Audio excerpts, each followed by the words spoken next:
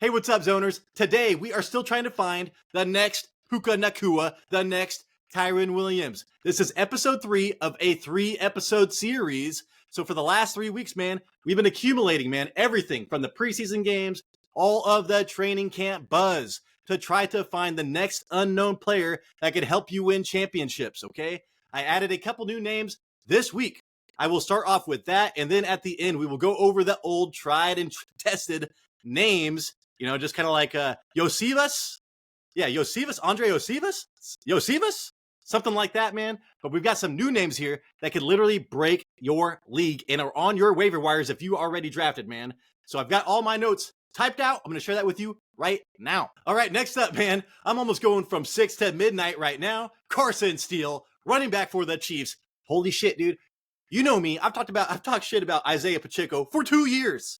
I looked bad last year, and I'm still doing it this year because I don't like him as a second-round pick. I think that is a little crazy for me. I would not be surprised if he was not the number 1 running back for the Chiefs at the end of the year, dude. He was a 7th-round pick.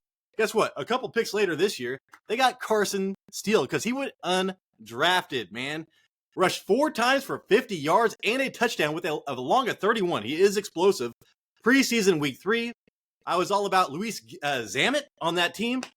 Well, guess what, dude? Zamet might not make that roster, and CEH, I did not know this until recently, suffering from PTSD from a 2018 self-defense, dude. I could not imagine that. I feel so bad for him. It's like, you're going to be playing, you have guys trying to tackle you right now, and that's your worst fear. So, holy shit, you think you'd be breaking a lot of tackles, but no. So, right now, the path to running back 1 is just Isaiah Pacheco. That's it, dude. And Isaiah Pacheco is a 7th-round talent, all right? I'm just saying there is some room for this guy to be a running back 1/2 for you. Even if Pacheco stays healthy, dude, it's not like he has been the best. I did hear from Chiefs fans that he was not good on the goal line. I went and checked.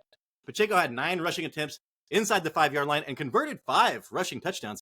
That's pretty good to me, man. When you look at stuff like Tony Pollard and shit, where it was like 2 for 9.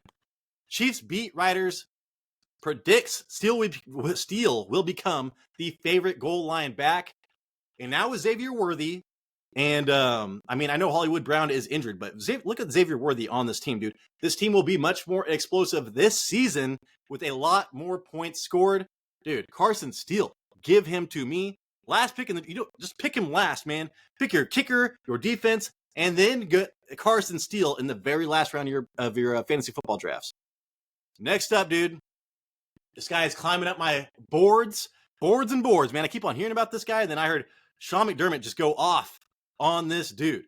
So Ray Davis, the running back Bills. James Cook was my fantasy MVP 2 years ago, dude. That's how I got big turd. I laid a big turd, all right? So it's not like I'm kind of out for James Cook, dude. I'm vindictive towards James Cook, so maybe take this with a grain of salt. Ray Davis, a 4th-round rookie, listed as running back 2 on the depth chart. So it's just him and then James Cook, all right? I do like Frank Gore Jr., and he's been doing well, but Ray Davis has been getting all the praise, and then something big happened last night that leads me to believe that Ray Davis is the dude.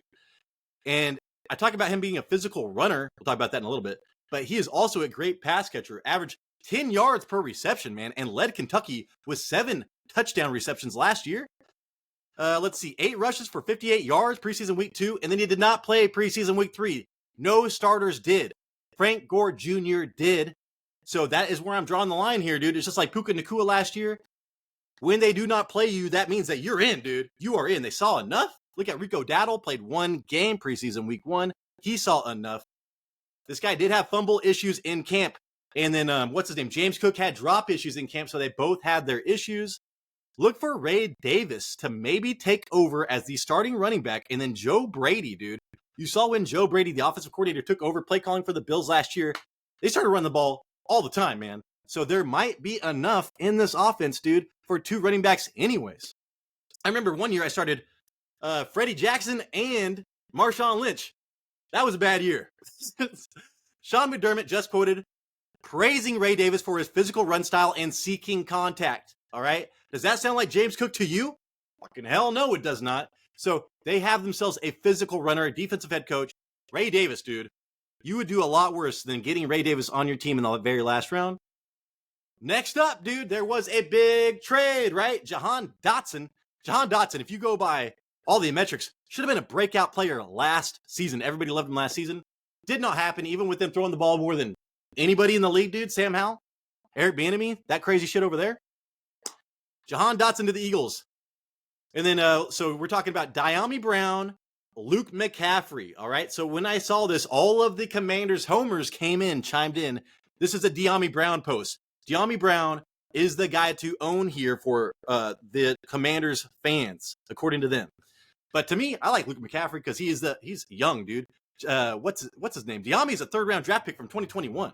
But he is listed as a wide receiver 2 on the Commanders' depth chart. So in this offense with Jaden McDaniels and Cliff Kingsbury, there is potential for Dyami Brown as a wide receiver 2.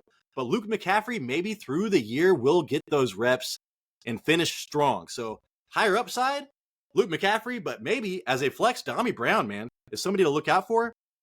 And I do want to tell everybody, I'm avoiding every single Commanders except for Terry McLaurin because they are going to have the worst offensive line in the league. And who did they get as their offensive line coach? The fucking Giants offensive line coach from last year, who allowed 20 more sacks than anybody else, dude. So I'm just saying, I don't want anybody from the Commanders.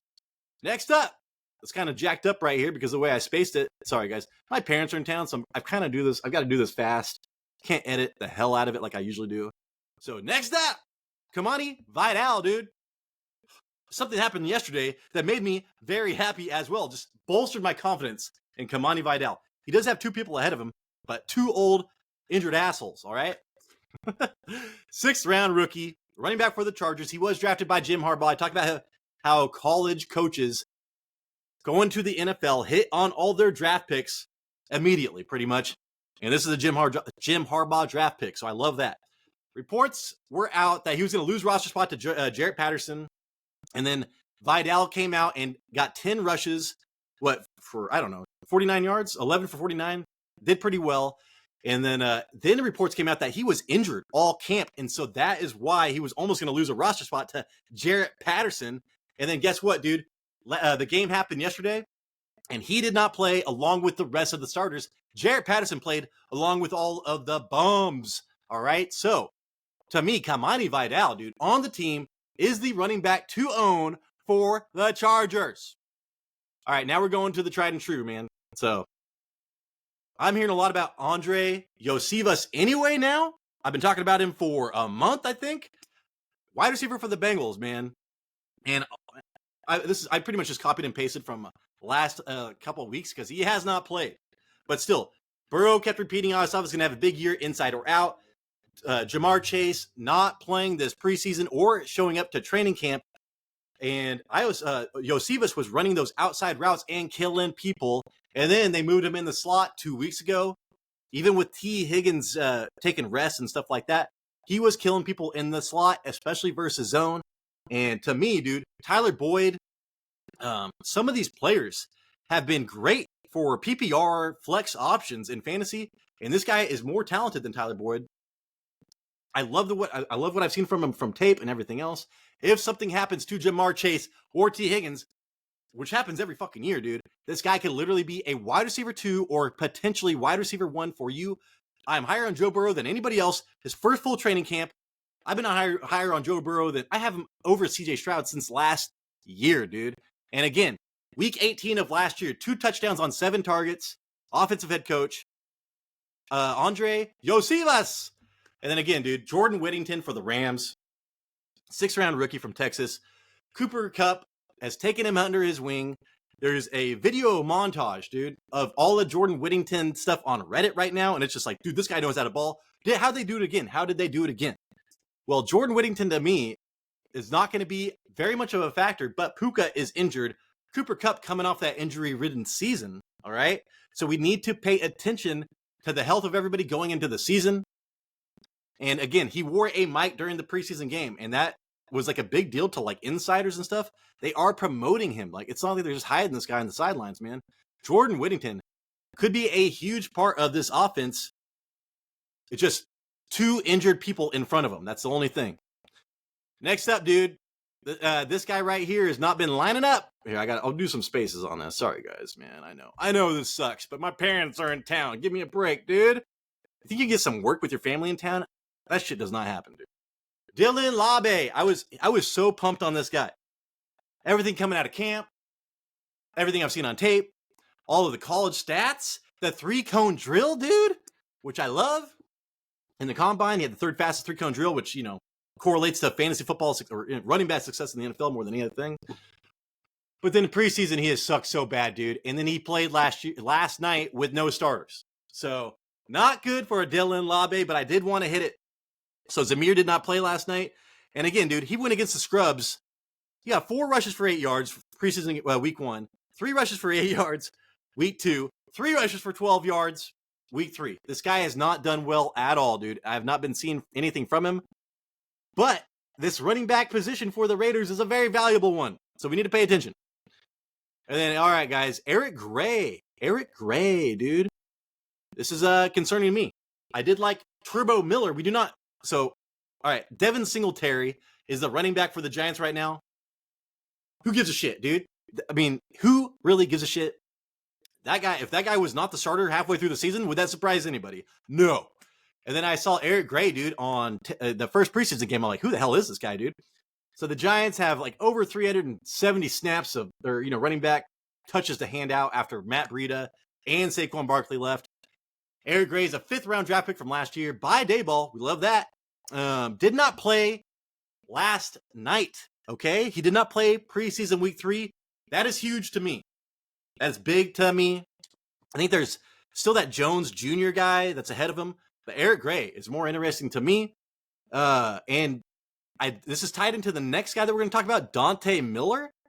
Turbo Miller, he's the guy that with the acceleration from Tesla. The Tesla acceleration, dude. But yeah, he had a hamstring issue. He did not play week 2. They played him week 3, dude, with the non-starters. So as much as I like Turbo Miller, I was telling you, man, I was watching the tape, and he gets around that corner, dude. It's like Jahmyr Gibbs. It is crazy how fast this guy is. The fans labeled him an Achane clone because of his speed and his size and everything like that. But, dude, he's going to have to go through Eric Gray and then that Jones Jr. and Singletary. And I see this, at least see Gray as more of a third down back anyways, because he's getting like 6 or 7 receptions a preseason game with potential to take over lead back, for Devin Singletary. So for me, Eric Gray is a better potential, but Dante Miller, dude, his raw talent is hard to ignore. And then here we go, dude. The people that are probably most likely to kill it for you, but it's not a secret anymore. Xavier Worthy, what the fuck, dude? I'm trying to get Xavier Worthy in every draft. Oh my God. And then Ladd McConkey, same source that said Puka was going to break out last year, is saying that Ladd McConkey is doing the same thing, or he's going to be doing the same thing. And yeah, dude, that source is in LA, boots on the ground, dude. So Ladd McConkey was injured, came back and played again. Herbert started practicing again, has the boot off. The one thing about Ladd McConkey that could be bad is Justin Herbert's plantar fasciitis, or whatever the hell that's called. But if everything works out, dude, Ladd McConkey could literally have a Puka-type season for the Chargers. I mean, and he's going to be the only one on that team, dude. That offense is going to be able to support one wide receiver, and that is it. Romeo Doubs, told you, man. He was killing Jair Alexander. He is a safer floor.